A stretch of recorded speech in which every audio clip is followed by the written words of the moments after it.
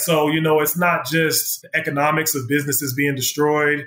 It's not just the, sociological, psychological part of, taking Black men out of the community. That kind of lagged on through like school systems, people not wanting to put businesses in your communities, right? So a lot of those places that people could look at on the news and they say it's so violent, most of them are communities that were disproportionately impacted by the war on drugs. This is the Cannabis Enigma, cutting through the smoke to have informed, serious conversations for regular people.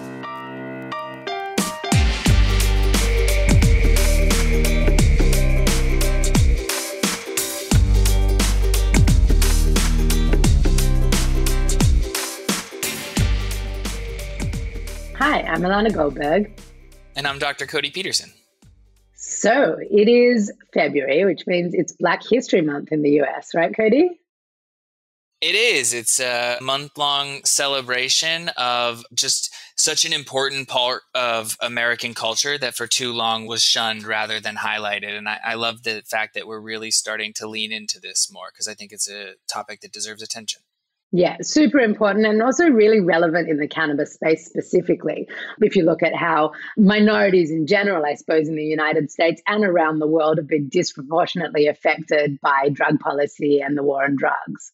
It's irrefutable. If you look back historically, these populations have been overly affected by the stance on cannabis, the war on drugs in general, but cannabis has been used as a tool to manipulate that. So I think it's really time that we find a way to break down barriers and find ways to get these cannabis companies that are minority owned, small business driven, and find a way to uplift them and encourage their entry and success in the market.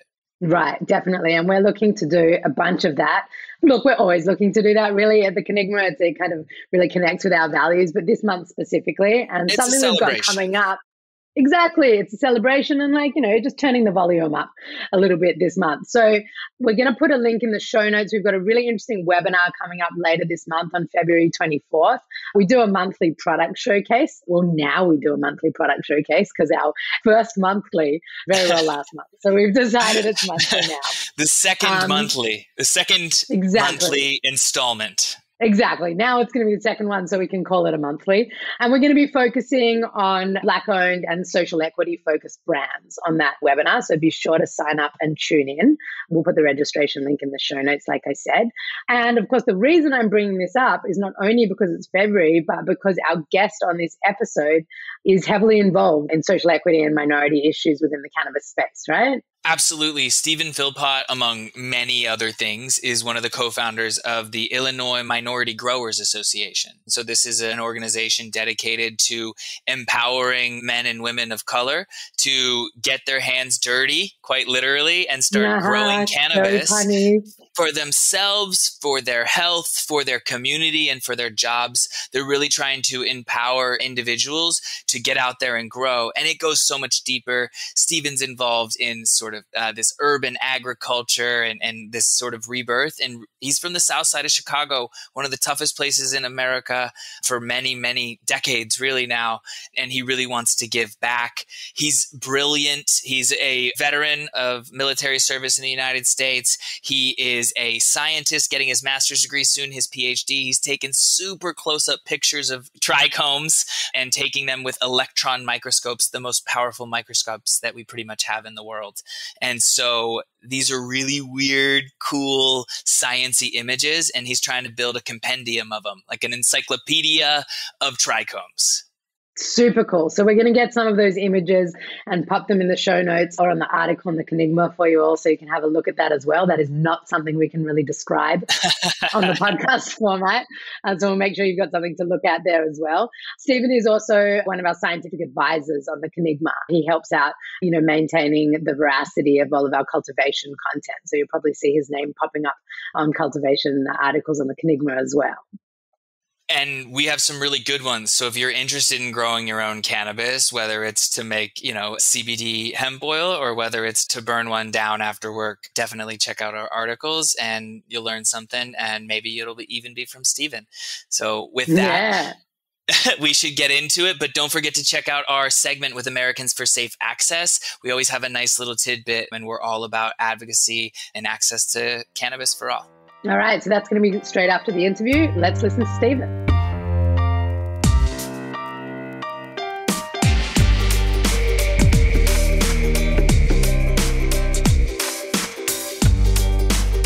All right, another episode of the Cannabis Enigma podcast.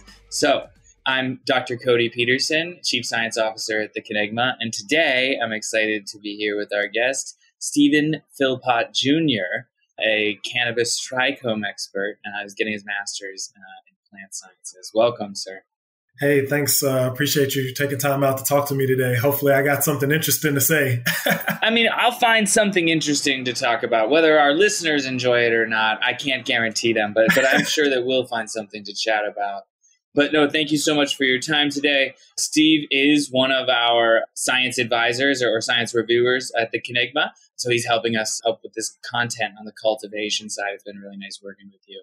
So it's great to have you on the pod. So let's just kind of jump right in and tell me what you're doing exciting right now. Like, what's your bread and butter in cannabis right now? And then we'll get into all the stuff that we want to talk about, like your history, how you found cannabis.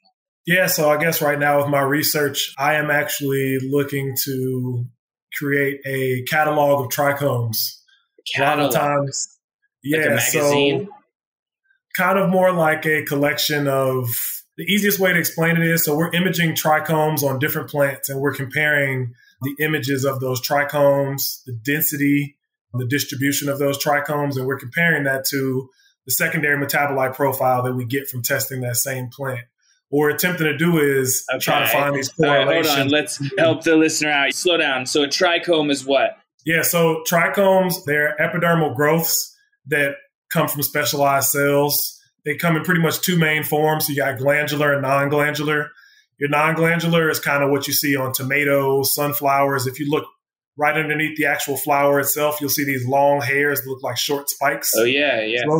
So those are non-glandular, but then, you have these glandular trichomes, and that's where all the good stuff is. This entire industry that we're talking about is funny because I kind of laugh as an environmental scientist, I'm really geeking out about the plant, but technically this whole industry is based off of these compounds that are produced inside these little tiny trichomes. These little resin sacs that protrude off of the plant. And so, yeah, these epidermal growths that you talked about. Epidermal is the most outside layer of an organism, your skin, or in the case of the plants, I don't know what the word is, I guess, skin.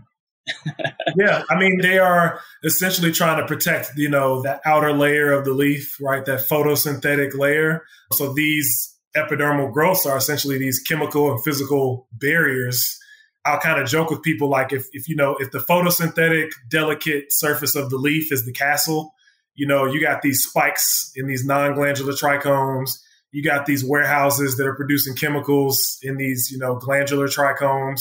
Got a little like a little artillery to defend the plant, almost little spike. Yep. Okay, so fortified. Yeah. Okay, yeah, all right. That's how I like to think about these cannabis plants are making these trichomes. They're fortifying, and you're telling me that the hot stuff is made in these cannabis trichomes, the cannabinoids and the terpenes, right? Or many of the terpenes, anyway.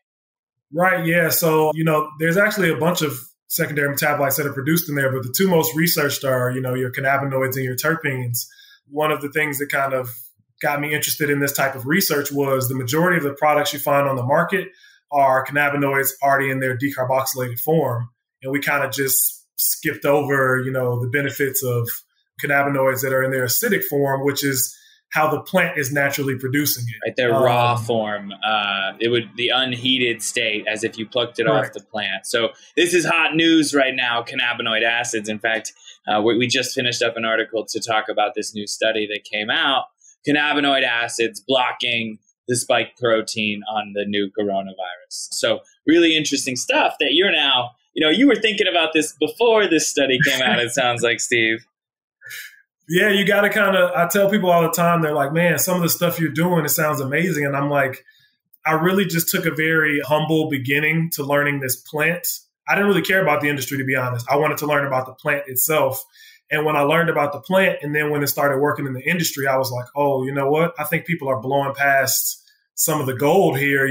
They're so concerned about THC, and they've missed everything, the whole story behind, the importance of this plant and its uniqueness. The magic that's being made in that trichome. And I think that's super interesting. And before we get, too deep into trichomes and your research, maybe we'll circle back.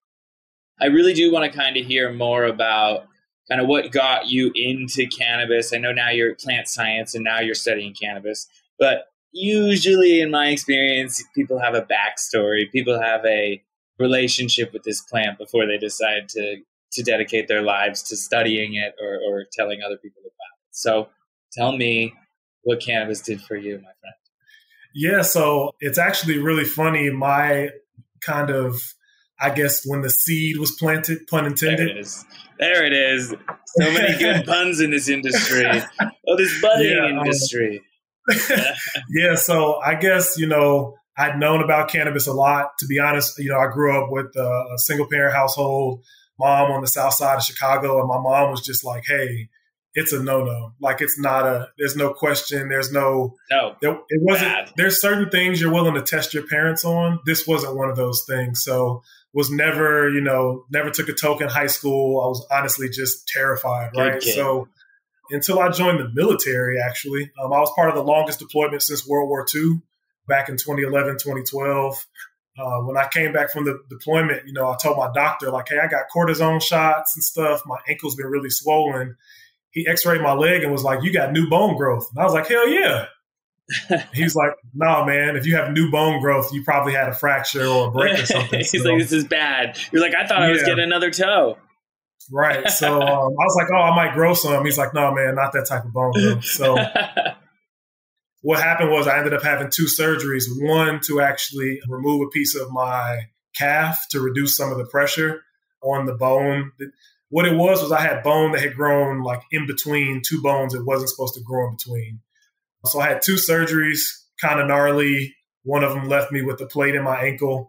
But the whole point of this is that during those surgeries, I was given opioids. And I had already lost one Marine that was in my unit from PTSD, opioids, and overdose. When I was prescribed these, I almost looked at the bottle like, the only thing I know about these is I know that guy who died taking these. Sure, you're a little skeptical, to say the least. Terrified is probably the better word from it. Like, I was like, man, this dude went to Afghanistan. He's a hero, but opioids got him. So to me, when I got this bottle, I was just like, hey, I don't know about it. Had a nerve block from my surgery, decided I was going to not take the opioids. Woke up in the morning when the nerve block wore off, screaming, right? So I started taking them. After a couple months, I started really reading the bottle, and it was like, take 1 the first day, take 2 the next couple of days, take 3 as needed for pain. And I realized that as needed was very subjective, right? And after a while, it was like, is this as needed for pain? Is this as needed for sleep? Is this as needed just to be comfortable? And I realized how easy it was to just take a couple more to normalize, your day-to-day existence. And leaving the military and having that experience at the same time were mentally just not good for me. Really, really not. And this is all care, through the government, I would imagine. If you're a veteran, you're getting care through the VA. So this is through the Department of Veteran Affairs, getting these prescriptions for pain from my surgeries and stuff. And after a while, I just kept thinking about those buddies that I lost. And I was like, man, some point in time, all they were doing was try to self-medicate themselves. Right. And at some point in time, it became more than that. And that at that point, I started understanding addiction and different things like that a little more thoughtful instead of being so judgmental like we are as a society. And then I left the Marines and went to school for kinesiology, human physiology, sports performance, and nutrition, because I was interested in some of those chemical imbalances, because you hear the same things in the military: anxiety, stress, PTSD, sustained excess cortisol levels. You hear the same thing in, really in athletes and sports performance and physical therapy, and a lot of places where people are active a lot and they're stressed out all the time. So that's what led me to get my bachelor's in kinesiology and human physiology, so I could understand just the inkling of what was going on. And you as a pharmacist know I got like 1% and just jumped down the rabbit hole. Yeah, you start to open this book. Look, there's so much connected, right? And so if you talk about exercise and kinesiology, the first thing that comes to mind for me is, exercise stimulates the endocannabinoid system, right? We're not taught that. They didn't mention that to you in kinesiology school, nor to me in pharmacy school. But now we know, and science continues to prove, that that's what's happening here. And so I think it's really intriguing to tie back what we're studying, what you're working on, which is trichomes and these plant defense mechanisms, somehow ties back into human physiology and homeostasis, right? And that's really what this endocannabinoid system is all about. And that's really my jam, as I love talking about this incredibly complex system that keeps us all in balance. So yeah, cortisol, stress, this all connects for me, Steve. Yeah. So I'm a strength conditioning coach. A lot of people don't know. I spent time at Northwestern, University of Illinois, Chicago, coaching these athletes. And a lot of people get to see the cool part on television of these athletes playing. But what they don't realize is on the back end, if you're a strength coach, a physical therapist, an athletic trainer, you are trying to like keep these athletes together by duct tape almost, because we talk about like homeostasis. Yeah, right. So we talk about homeostasis arbitrarily in the sports performance world as if it's just this, well, we try to keep them near homeostasis. And you're like, what does that look like, right? From a cellular level, like what's going on? And then when you realize, these athletes are always dealing with some type of chronic inflammation from these injuries that they never healed with. They're not eating right. They're college athletes, so they're not sleeping. Their bodies aren't recovering. When you kind of learn things like that, it's like, well, how do we get them to this homeostasis? Well, I think what opened it up for me was I always joked, when biohacking was the term first got talked about. I was like, it'd be cool if whatever rush you get, that runner's high, that endorphin. I said, if you could get that and package it and you could just take that on a regular basis as an athlete, wouldn't that be amazing? And I kind of joked about it. Well, then I kept, again, going down this rabbit hole, and it's like endorphins aren't what's causing the runner's high. Exactly. That's not endorphins. And I'm like, well, what could it be? And it's like endocannabinoids. Endocannabinoids. Like, yeah. That's so true. This is everything that we get into that, like, I'm like, oh, that's really enjoyable. What's that about? I now think endocannabinoids, right? You ever been vibing and I'm about to, like, at a concert and you get, like, the chills or whatever? So I think that's endocannabinoids. I can't prove it. I don't know what's going on, dude, but I'm telling you, I think it's endocannabinoids. And so really cool stuff that you're sharing. And homeostasis, I think with these athletes has to be a challenge, grueling training. And like you said, I mean, these are still kids, right? I mean, still trying to live their life. They drink a lot of alcohol. It's not like a professional athlete who's really most of the time nailed down, kind of what they care about. Adults are just tend to be more regimented. So that's really cool. So tell me about what you're doing in Illinois now. So you're doing some research at the university, I'm sure teaching, getting your master's degree. At what university? Sorry. Say again? At what university? I don't think I had you share that earlier. Yeah, so I'm actually getting my master's in biological sciences, specializing in environmental sciences at Chicago State University. And then I'm an adjunct professor in the urban agriculture department at Olive Harvey College. And they are one of 7 schools in the state of Illinois that's actually licensed through the Illinois Department of Agriculture to teach hands-on hemp operations on campus in the greenhouse. Oh, cool. So you're working with plants hands-on, like at work and at home. Yeah. And everywhere. Okay. So you're like me. Your wife is like, all right, can we stop talking about cannabis? Everything is cannabis. Yeah. She bought me a little THC molecule that I have hanging behind you.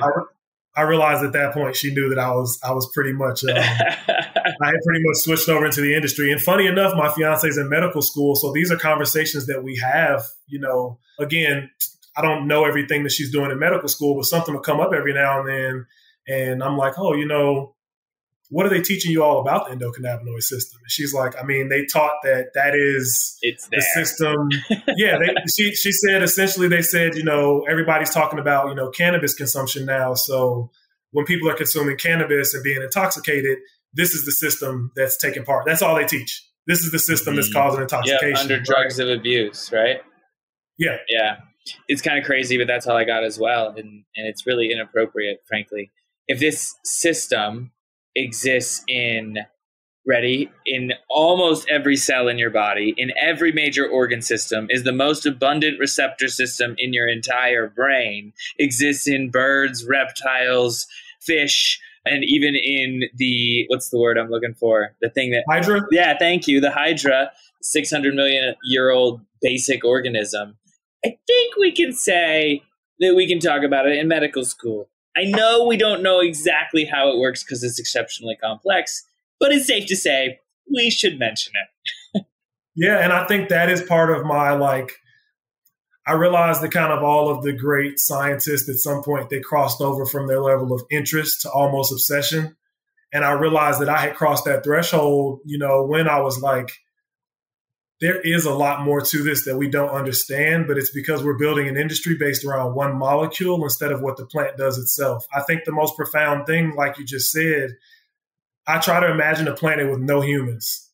Cannabis was already here. It had already experienced changes, right? It had experienced, when you look at the angiosperms showing up after the dinosaurs, and then cannabis, people think it might be 20 million years old. It's like, if it's been here that long and then we popped up and it is already producing molecules that can act within our body, this really abundant system, you have to start asking some bigger questions there. Like, the jig is up, guys. I think we found the system, right?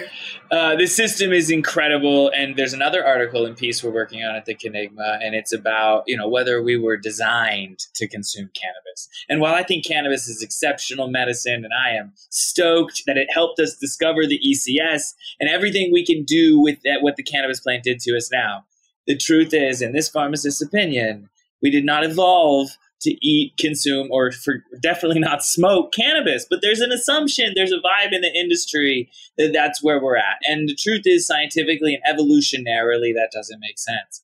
But I will say, to counter myself here, Steve, I think our modern lifestyle has thrown our endocannabinoid system out of whack. And therefore, many of us are reaching to cannabis to try and reach homeostasis because our diet's trash, our communities are not there anymore. Spirituality isn't being supported. We're consumed with social media and Lord knows what else. I don't know. Throw some fuel on the fire, Steve. What do you got? Yeah, social media is pretty much, you had me there. Influencers and social media, that kind of triggers the rest of the eating habits and the depression and all the other stuff. So again, to your point, I think that this isn't something we've evolved to do. I think we're just returning to our roots, right? We were, if you think about it, people typically hunter-gatherers were consuming a lot of plants, right? But I think that our diets don't have a lot of plants in it. And, I teach environmental agriculture as well. Our soil lacks the capacity to actually produce the nutrients that we need from the same fruit. They say it takes like 8 oranges now to get the same vitamin C as an orange, 50, 60 years ago. Wow. Is this true? This is scientifically validated? People don't think about why this is. This is from the nutrients of the soil. If the soil lacks the ability to, right, you can call these oranges the same thing that you've been growing the last 20, 30 years. But if your soil is no longer fertile, how are you going to get these end compounds, right? We're always focused on the end compound and we're not thinking of what the synthesis of these compounds is. Like the THC, for example. And then if we go back, we can now actually look at, the mycorrhiza and the microbiome of the soil and the fungus communicating with the plant all makes this one miracle of, what is it? Homeostasis. And then earth, right? These things can grow. And this actually ties back to the endocannabinoid system as well, because we know that the microbiome in our guts can actually influence our endocannabinoid system. So for the listener who, that means that the bacteria in our gut can change our response to THC, essentially, right? I mean, it's not going to be tangible in that way, but that's the end effect. And it's really intriguing. Yeah, for sure. No, I think that's why it is so important. I was interested once I heard, hey, not just THC, is what people are shopping for. Then CBD popped up in 2018 with the Farm Bill, right?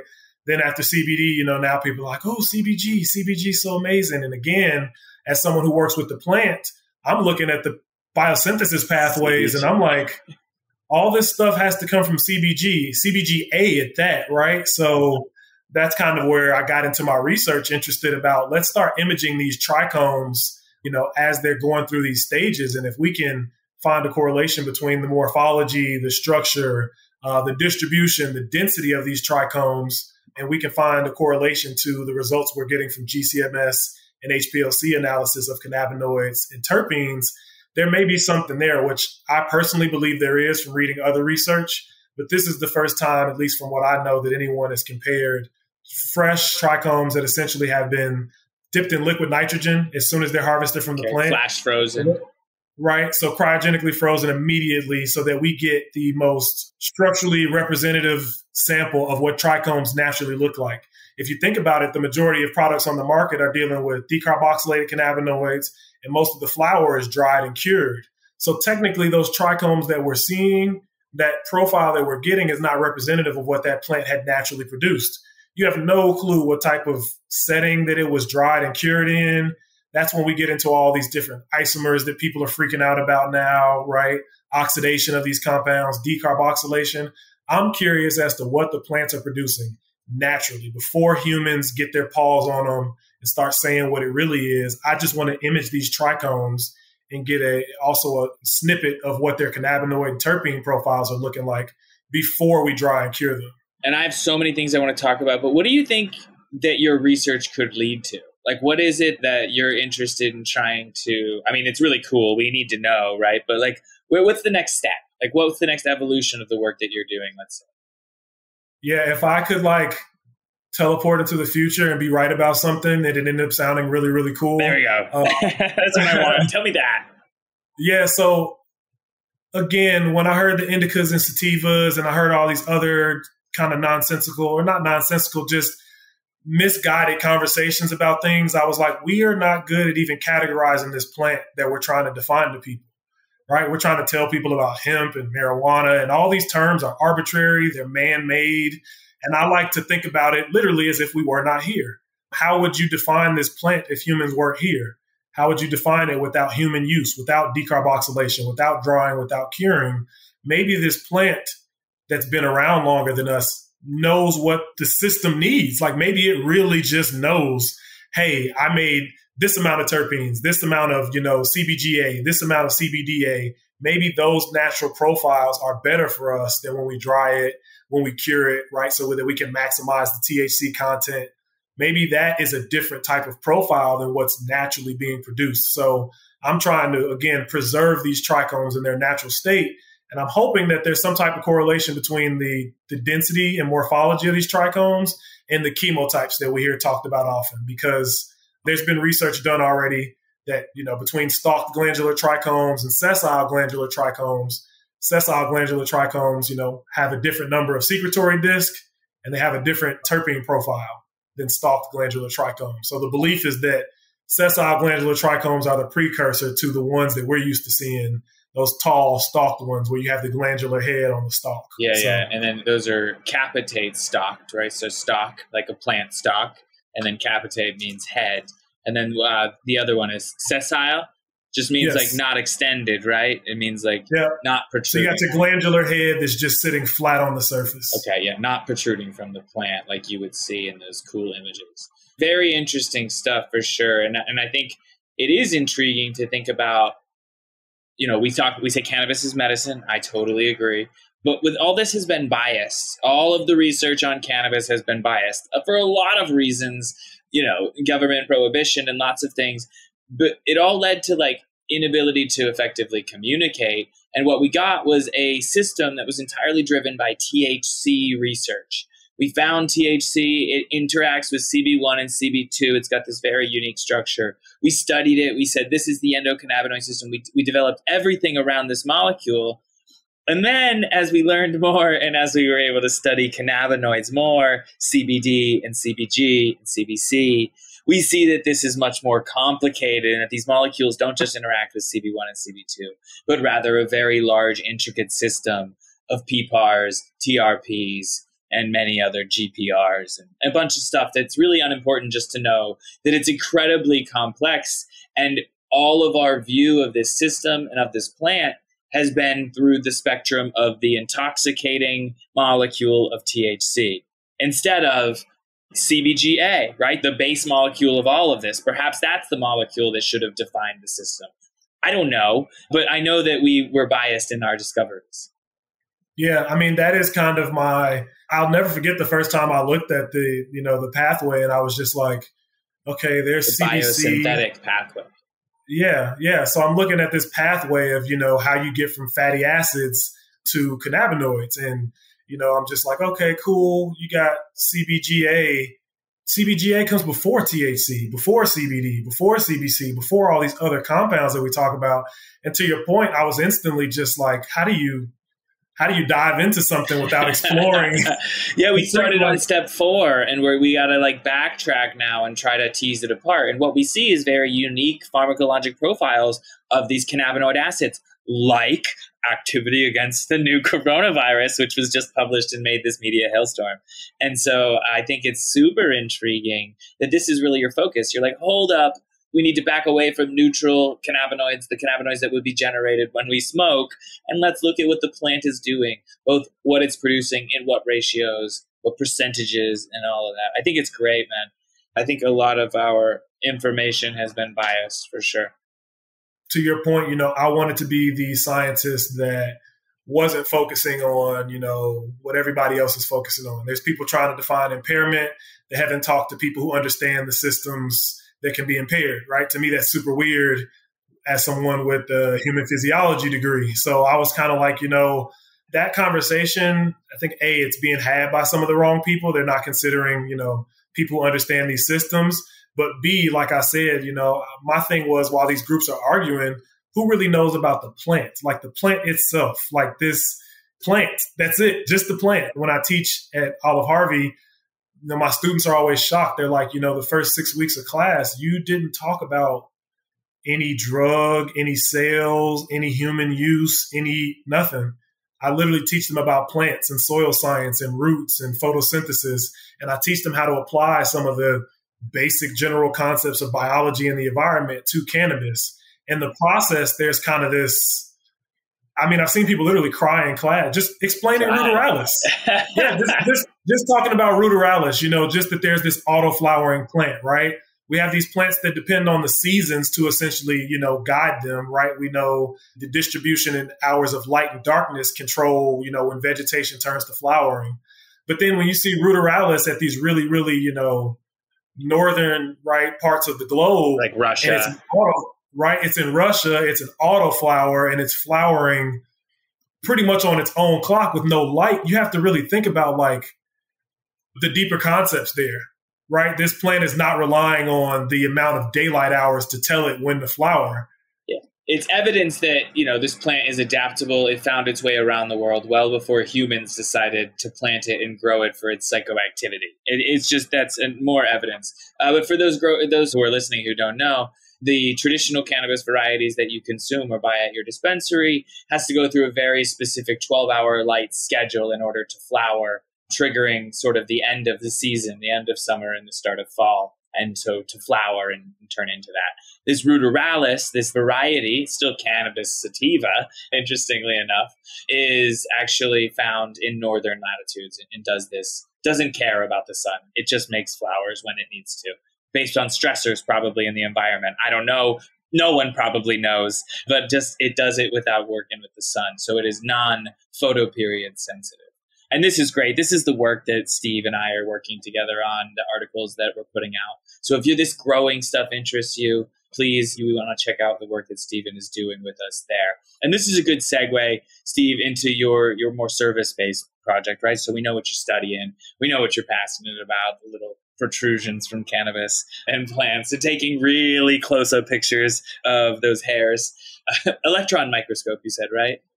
Correct. Yeah, scanning electron microscopy. Man, you gotta hold those flowers extra still to take that picture. Yeah, they're frozen and fixed to a brass block because they get beamed with these electron beams from essentially heating up like tungsten steel. Oh wow! So there's no light in these images. These images are literally scanning electrons. That's the least nerdy way I can explain it. You blast the sample with electrons, and you knock off some electrons in the process. And based on that, you get this image without using light. So yeah, it's pretty intense. And there's not a lot of images of it, which is why I want to create this catalog so that we can kind of know what we're talking about on a different level. I think it'd be really cool if we get one of those images and share it in the show notes, or we put it on. For sure, I got you. Yeah, that would be really cool. But when you're not doing super nerdy stuff, right? You're also working in the community. So tell me what you're doing in Illinois with the Minority Growers Association. Yeah, so I am the co-founder and chief visionary officer of the Illinois Minority Growers Association. Here in Illinois, We have some of the largest, cannabis companies in the United States that have headquartered here. Many people don't know that Cresco, Green Thumb Industries, PharmaCann, some of the largest companies in the U.S., they're actually headquartered here in Chicago. And there's this kind of, it's not a difficult story to really talk about anymore. It's something we all understand. Chicago has one of the highest, gun crime rates in the world, not just in the United States. And a lot of people don't, people say, why is that? What's happening? This is a major city, it's a beautiful city. What could be going on in these communities of color? Why it's so violent? And the truth of the matter is, like, when we hear about the war on drugs, it was targeted. Like, there were communities that were specifically targeted. I mean, as much as, we're benefiting now from cannabis, those communities still have, they're still dealing from the fallout. Those battle scars. Yeah. So, it's not just the economics of businesses being destroyed. It's not just the, sociological, psychological part of, taking Black men out of the community. That kind of lagged on through like school systems, people not wanting to put businesses in your communities, right? So a lot of those places that people could look at on the news and they say it's so violent, most of them are communities that were disproportionately impacted by the war on drugs. So my nonprofit is focused on using education, equity, and empowerment to essentially give those communities the opportunity to have their stake in the industry. But I'm doing it a different way. You'll hear a ton of nonprofits, and this isn't me dissing any nonprofits. I just wanted to do something different. A lot of nonprofits are focused on, dealing with the state. So trying to get licenses, right, for dispensaries, trying to get license for infusions, transportation, things of that nature. Okay, so facilitating business. Yeah, my focus was, how do you get into business legally without having to stand in line and wait for a license from the government, right? If people don't know here, it's been 2 years since we started legal cannabis adult use. And, there's zero social equity licenses, business holders that have started. Okay, so 2 years ago, Chicago passed social equity measures to incorporate it into the adult use cannabis market, and Correct. No movement. And in 2 years, the adult use market is up and running. Like, let's be clear, it's not like it's not like nothing's up. It's just this minority. So here in Illinois, there's been $2.6 billion made in 2 years, just 2 years, from January 2020 to January 2022.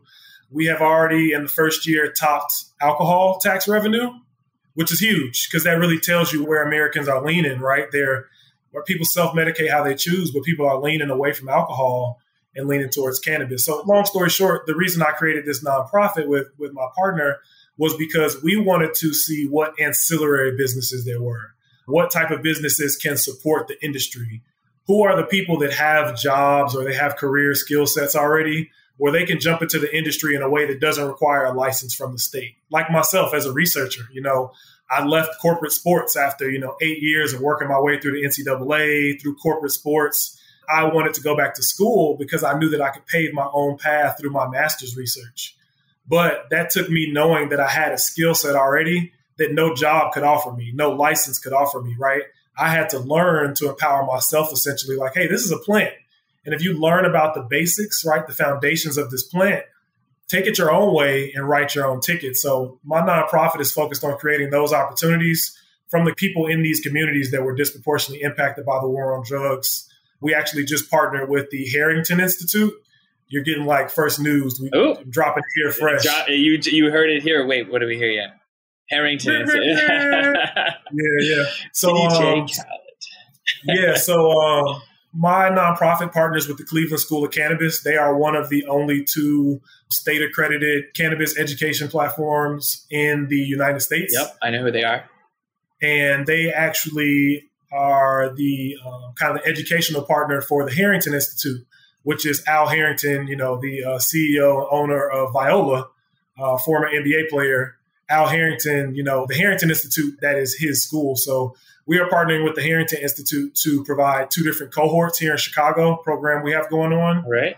One cohort is specializing in essentially a reentry program. People who do have convictions and have records and maybe can't get into school, they can't get jobs. We want to teach them that hands-on experience. We want to teach them this plant, right? Separate from products, marketing, sales. We want to teach them the plant, so that they can really kind of develop their own path into the industry, whether it be working for someone else growing, trimming, cultivation, or whether it be starting their own plant nursery, whatever it may be. And our other cohort is recent STEM graduates from communities that were disproportionately impacted by the war on drugs. So people who have, biotechnology degrees, organic chemistry degrees, environmental science degrees, agriculture. We want to take those people, teach them about cannabis. And when those people become empowered and they become employed and they make money from these disproportionately impacted communities, those are the people who come back to the communities and build the community up, open businesses, give back. And I really just wanted to prove, like, I'm not an anomaly. You can be a Black kid from the South Side and really kind of write your own path. Education legitimately is the key. And I think that's not just in my community, that's across the entire United States and the world. Absolutely. And it's not just really available to everyone. Certainly, the dedicated can generally find their path, but there's a lot of potholes along the way into getting an education. Financial barriers, testing barriers, all of these attendance records because of other circumstances. When you grow up in the South Side of Chicago, you find yourself in some shitty circumstances sometimes, and then you find yourself missing out. So I think it's great. And really those initiatives sound so, I don't want to say simple, but like feasible. They are. They have to be, right? Because sometimes we shoot for the stars. And, again, I have a lot of people that contact me and they say, I'm interested in getting one of those dispensary licenses. And I'm like, man, isn't it like $2 million just to be able to sit at the table, get the application, and then you got to play the retail rat race, I think, is the problem. And so I guess to cite one of the people I follow on the internet that I really like is Gary Vaynerchuk. And what he says is the advice he gives to young folks who are looking to figure out what they want to do. What do you like? Okay, great. Go do that. Find a way to go do that. Take whatever you're good at and apply it in the thing that you like the most, and you'll find success. And I think that, it sounds like in some ways that's what you've done and what you're trying to do. You're trying to ignite this interest in cannabis because, it's fascinating, in young men and women of color, it sounds like, in particular, and then facilitate them using the skills they already have in this industry. We really need help. Yeah, it's interesting to teach people about something that tore up their community.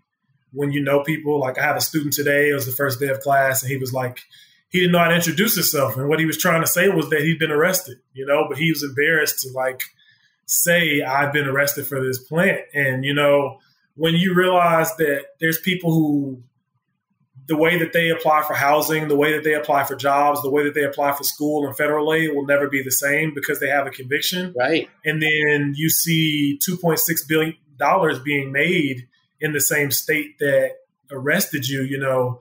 We have to help people out. Like as a Marine, that's the one thing I realized. It's not about, our personal opinions. It's really about, if you can't help people, at least don't hurt them. That's my thing. And when people are seeing something like, hey, that's the same drug that I went to jail for, now it's being taught, people are making money off of it. That is how our communities start falling behind. We have to go back and get those group of people and be like, hey, they were wrong. This was targeted. You should not have been targeted, right? This was the law. This is what happened. This is where you fell in line. But let's empower those people to then, America loves comeback stories. We love it in sports. We love it in the damn Avengers. We love it in everything, right? But we don't apply those comeback stories to our communities. Let's go get the people, right, who are harmed the most by the war on drugs. Right. And let's put them at the front of this industry so they tell their stories and so we don't make these mistakes going forward again. So that keeps me going. That, and, again, having lost buddies to opioids, that's where I align with you so much. And I appreciate you so much because I'm not a pharmacist, and having a fiance and both of her parents, being doctors, I'm not interested in being a doctor. I respect it so much, but I do appreciate the fact that, I see a lot of people push back. They're like, well, doctors been giving us these pills all these years, and it's a very complex system that a lot of people don't understand, right? People don't understand single compound drugs versus these, diverse plants. I joke with people like the FDA doesn't say that they approve blueberries, but we know blueberries have antioxidants and all these other compounds in them, right? So, yeah, I think it's all coming together, and I don't want us to all get hung up on dispensaries and licenses. I want us to realize there is one of the largest industries ever being built around the planet based on a plant. Yes. When you boil it down to that really that's where you really see what it is. Yeah, like my passion is keeping cannabis from going full CPG, consumer packaged goods, and keeping medical. But let's zoom out and look at really what this plant can do, because it is so genetically diverse, which I'm sure you could talk about at length on our next episode together. But one thing that we know is, from fiber, insulation, bedding, food, there's so much to this plant, not to mention we could use its help in fighting climate change. We've got a problem with monoculture and soy and corn. Just there's so much that this plant has to offer us. And so I'm so happy to be sea scientists like yourself joining the fight, so to speak. And then even more so, it's amazing what you're doing with the Minority Growers Association of Illinois and bringing in those mentorships essentially and building up the next generation of Black and brown scientists in America. We need more. So what do you see in the future for cannabis? Like, give me something cool, something sci-fi. Is cannabis going to go to Mars? What do we got fun? I know you're an imaginative guy. Yeah, what's up? I'd say on a basic level, I think the quickest change I kind of want to see, live resin products, the desire for live resin. Live resin. So frozen product and then extracted for its cannabinoids and terpenes. Yeah, so where the traditional method would be, you harvesting your plant, you chopping it at the base, hanging it upside down, drying it, curing it, right? Decarboxylating. Yeah, you're decarboxylating, these cannabinoids, your volatiles, like these terpenes are essentially, evaporating. Yep, dissipating. Right. So if you look at most flower on the market, the terpene levels are really, really low. So I'm hoping that the consumer demand for terpene-based products, for live resin products, I'm hoping the demand for that will go up. My futuristic sci-fi kind of on the other end of the spectrum, it's very interesting seeing how long it took cannabis to get the green thumb, I guess. But it's interesting to see how quickly you have things like, psilocybin 2 steps behind it. I kind of joke. Maybe only one step. If cannabis just made it 1 step inside the door, it seems like psilocybin has its foot inside the door already, kind of waiting to see where to bring that second foot. So my thing is, and kind of where I'm interested in my PhD is some of these interactions between mycorrhizal, these fungi that exist in, almost all plants that exist outdoors. Nature. I'm interested in some of these connections between hemp as a kind of ideal model for carbon sequestration, but also what's going on with the connection between hemp and these fungal networks that are able to communicate and kind of balance out the distribution, right, of these chemicals under it's kind of mind blowing. It's very futuristic, but it's also the stuff that Carl Sagan was talking about a long time ago. I think we just missed out on it. And this is a chance, I believe, that this, kind of mental health and environmental health thing is happening at the same time.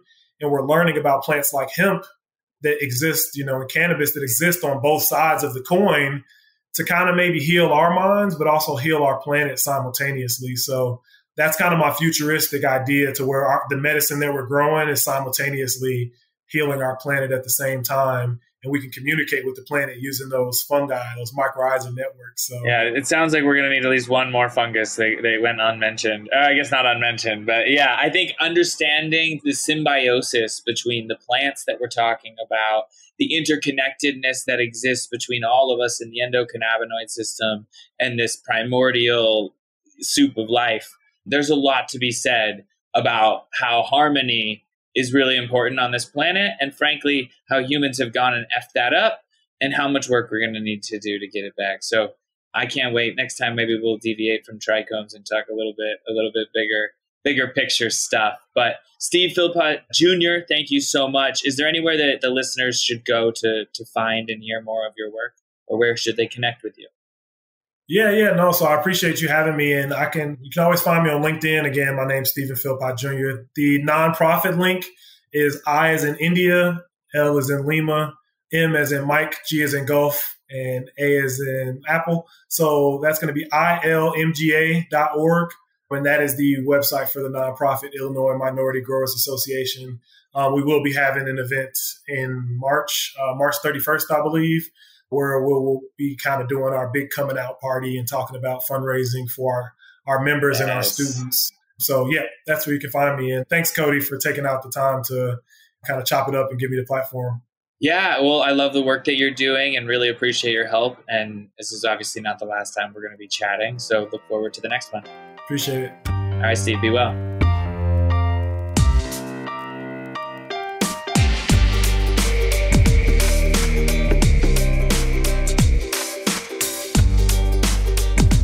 Hello, Cannabis Enigma listeners. It's Dr. Cody Peterson here with our regularly scheduled segment with Americans for Safe Access. I'm here with Heather Daypre. How are you? Good. How are you? I'm great. I'm so glad to see you joined us again for this little short. I really want to dive into cannabinoid testing and what's going on in labs today and help patients understand a little bit more why it matters what their laboratory report says on the cannabinoid profile. You know, talk of the town, high THC. How high is too high for the plant to make? I've seen 38%. Is that real?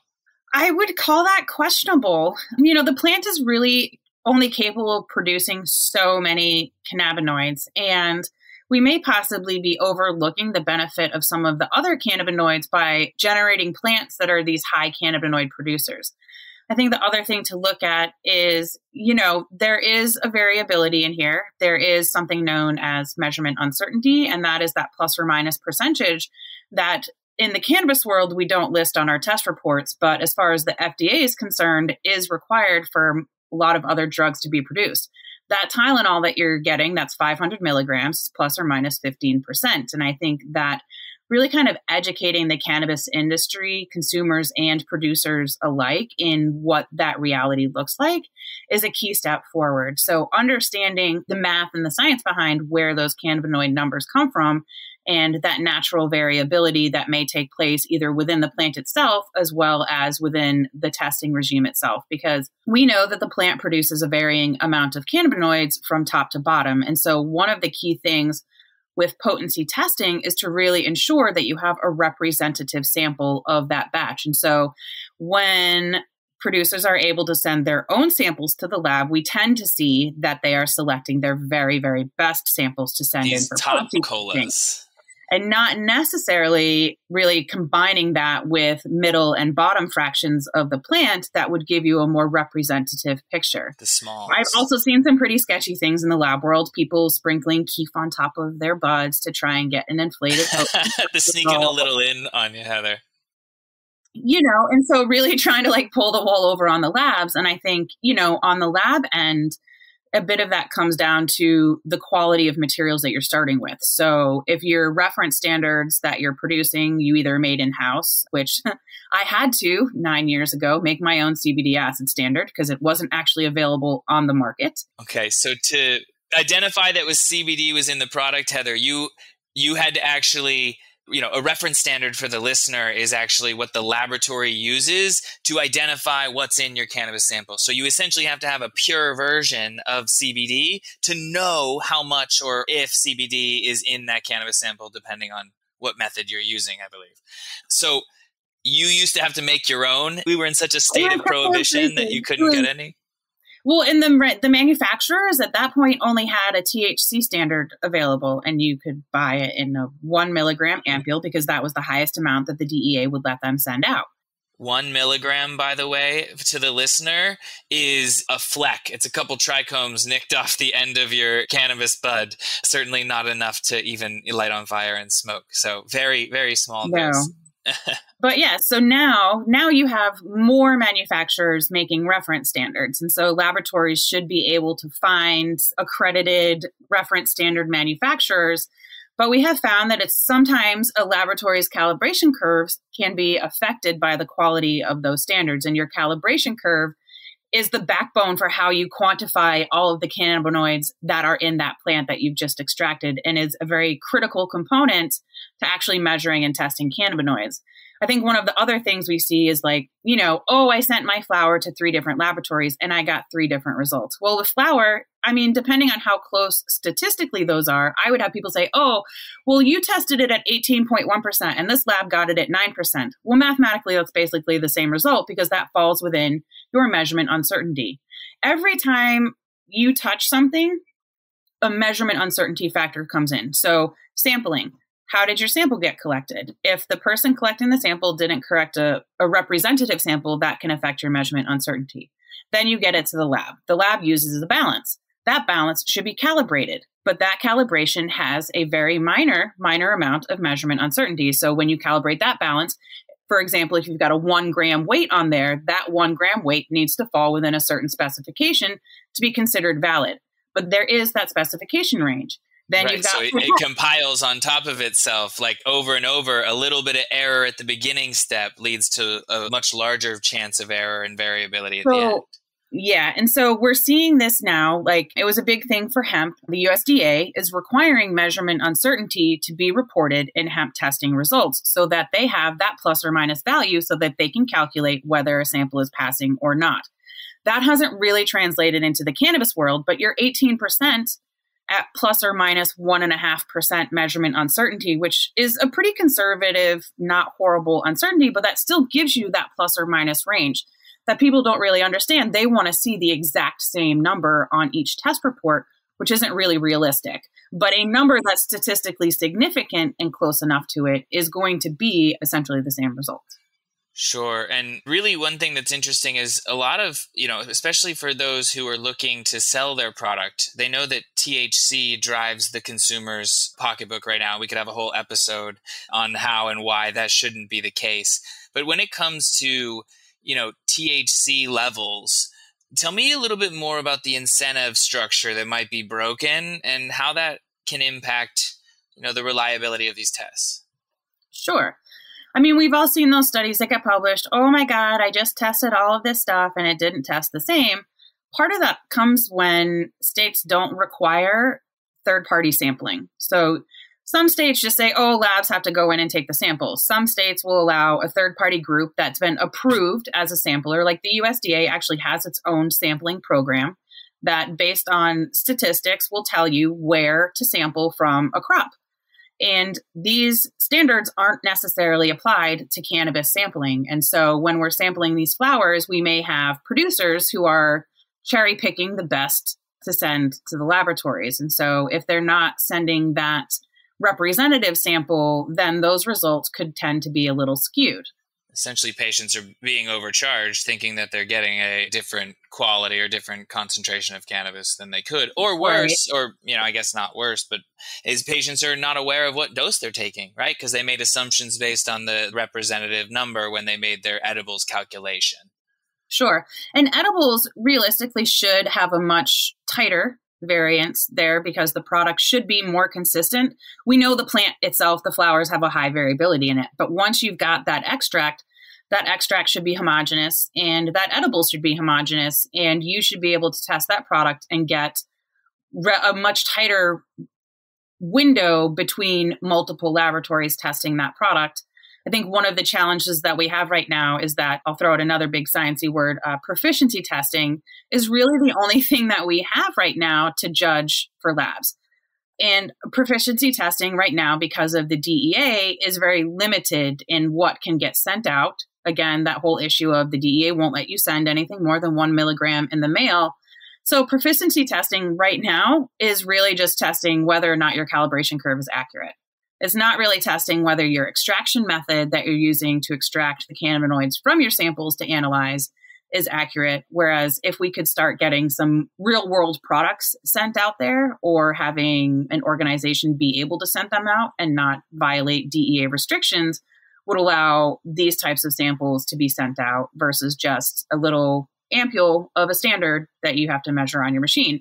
Those tests also have you've got to be within 30% of the actual value. Okay, cool. I can hit a dartboard. That's a big window for sure. And the takeaway doesn't matter. And the takeaway ends up being the same thing, right? Is reliable numbers. We're especially patients who are paying taxes on their cannabis are paying for accurate testing for cannabinoids and pesticides, which we'll hope to get into in our next segment here with you. But I do want to thank the listeners for listening, and I want to thank you, Heather, for joining us, and have a great day. All right. Thank you for being here.